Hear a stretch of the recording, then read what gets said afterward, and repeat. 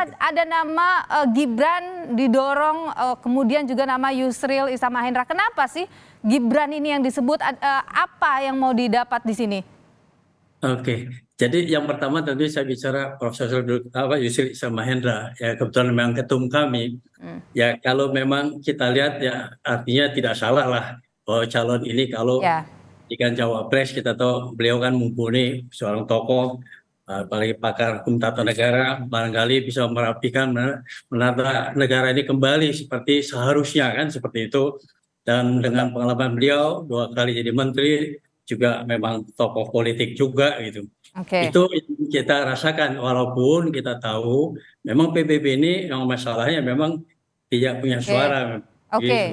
Ini yang Itu jadi itu masalah. dari sisi Pak Yusrilnya ya. Tapi kalau misalnya dari Gibrannya, Pak Fuad, kenapa nama Ya, Gibran? ya karena begini, dalam pemilu ini kan tentunya menang dan kalah.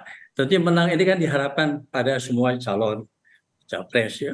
Jadi kita lihat bahwa pemilih ini kan diantaranya banyak milenial itu 60%-an kira-kira seperti itu. Tentunya milenial ini kan berharap ya sesuatu yang memang masa depan mereka. Nah, Gibran ini kebetulan salah satu diantaranya yang memang hari ini eksis di pemerintahan, di partai politik juga kita tahu itu.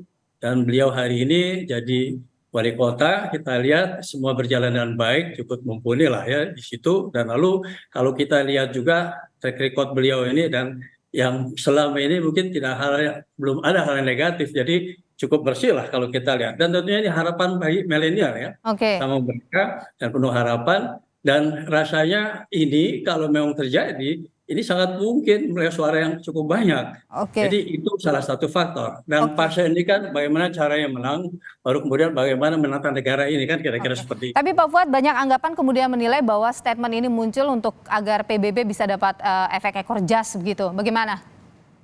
Itu sih boleh aja ya, penilaian orang masing-masing kan kita punya strategi masing-masing. Oke, Tapi intinya memang kita ada di kubu Pak Prabowo ini, bagaimana beliau ini menang. Untuk menang yaitu dalam beberapa macam strategi dijalankan. Kenapa Gibran? Karena kita tahu milenial ini 60% lebih. Dan itu yang kita perlu suara itu untuk menang. Setelah menang baru kita langsung menata negara ini dengan baik, kira-kira oke, itu.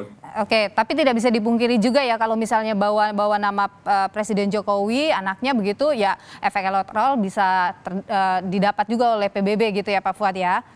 Ya itu sih udah otomatis kali ya, mungkin ya itu kan umum lah, itu hal Oke, yang biasa. oke baik.